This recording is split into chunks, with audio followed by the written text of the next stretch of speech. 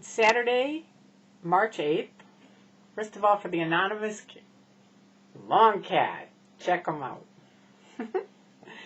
Okay, so before I forget, I want to remind you all, if you're in the United States, tonight you have to move your clock forward because we're moving into daylight savings time. Okay, so I'm going to tell you about last night. I went, it was Friday night, and I went to the movies in Hollywood. And the movies I go to, I walk right by the Scientology Testing Center. Now, for you all who watch the videos on Xenu TV with Mark Bunker, in 2000, OSA, I was in Scientology, and OSA, the Office of Special Affairs, part of Scientology, asked me to go march around Mark Bunker's house with this sign about how he was a child molester, which is ridiculous. And even then, I said, no, I'm not going to do that. It's ridiculous. You're creating your own enemies. No, I'm not. But a man named Dan Murnan did. Hi, Dan.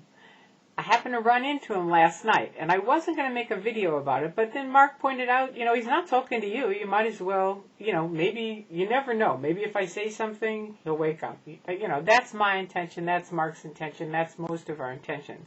We like to have you guys kind of see maybe the light a little bit. And I know I'm a suppressive person, so that's impossible, but you never know. I woke up. So here's the deal. I'm walking down Hollywood Boulevard. They've got their little cardboard tables outside because the testing center is basically gutted and shut down for 3 years now. Go figure. After they lied to the cops on one of our pickets. That's a different story. So they've got their cardboard tables out doing their stress tests, which is one of their ways to sucker people in, right? Finding out why you're stressed out. So I would walk by and I see this guy with his arms like this. He's very serious, right? And I turn around and I realize it's Dan. And I go up to him and I go, Dan, hi, it's Tory.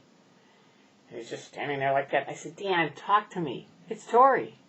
Because we used to be volunteers in the Office of Special Affairs together, right? I used to do stuff with him all the time. I know him, right?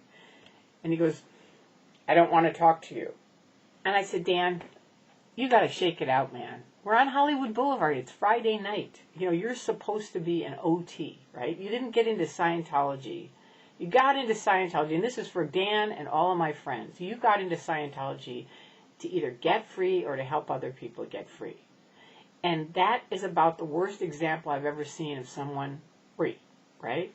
And you can say, well, you're a suppressive person, so that's why he can't talk to you. And that's true. In your church, he can't talk to me, or he'll be declared a suppressive person. But you got to at some point go, what's wrong with this picture? All these critics can talk to anybody they want.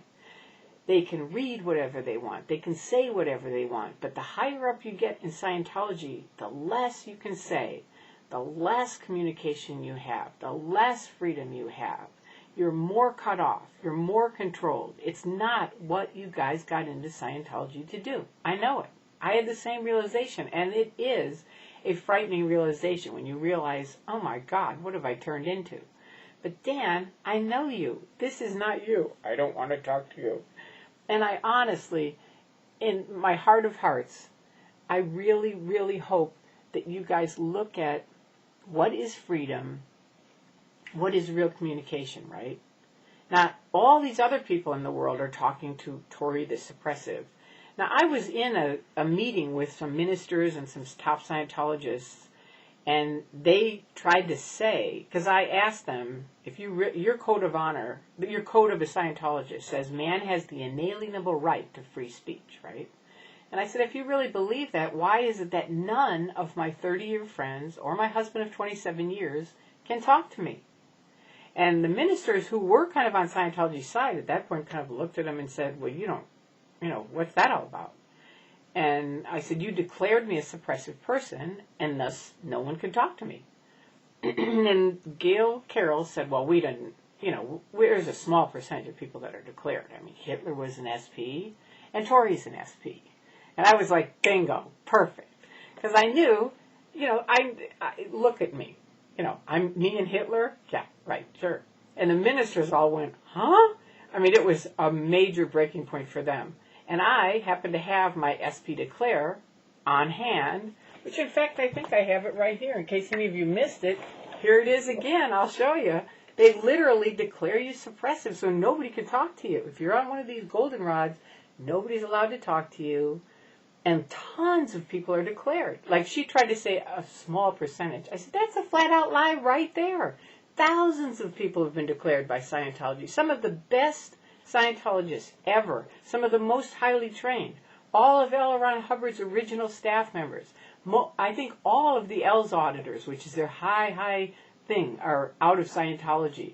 Tons of people are out of Scientology, which was another shocking thing for me. Because when you're in, they used to post them up on the wall. So you'd walk by and go, wow. And, of course, Hubbard said, if you don't have dirt on someone, make it up. So they'd have all kinds of stuff about these people, this and that, and you'd be reading and going, wow, I didn't know that about them. Well, now that I've been declared, I realize they just make up stuff. If they don't have dirt on you, they just make it up. Whatever they think will work, that's what they put on it. Now they don't even post them anymore because so many people are declared suppressive. People would go, what am I doing in here if all these people are declared? It was a shock for me. When I got out, Dan, and all my friends, when I got out, I swear to God, for at least a year, maybe 2 years, with my friends, a name would come up, and I'd say, well, they're still in, right? And they'd say, hell no, they left 20 years ago. I mean, it's shocking how many people are out of Scientology, and you don't know it when you're in, because you just think, well, maybe they moved, or they're living with their parents, or helping their mom or dad, or, this or that, whatever. You don't really connect the dots. They left. But you have to know, Dan, and all my friends, I talked to a couple of people who were at RTC, and they left. And they said, they sit around and laugh at people who donate these tons of dollars. They can't believe it. Why would they? They're not into it. They're not for you. They're not. It's a money game, man. And it's your life going by with you standing there, I don't want to talk to you. It's me, Tory, your old friend, right? And I'm not any different. I have tons of friends all around the world, and they're doing great talking to me. They're not having any problem. So I really hope you guys think about it. Think about your life. Think about what you care about, who you were before you got in Scientology, and what you really thought you were going to get when you got in Scientology, which was freedom, more communication, more happiness. And honestly, I want you to be honest with yourselves and look at it and make up your own mind. Not their mind, your mind, okay? All right, and for all the anonymous people, the party's coming with the cats, the long cats. And party hats, March 15th, next Saturday. So I hope you guys are inviting all your friends. I'm very proud of all of you. So I will talk to you soon. Have a great weekend.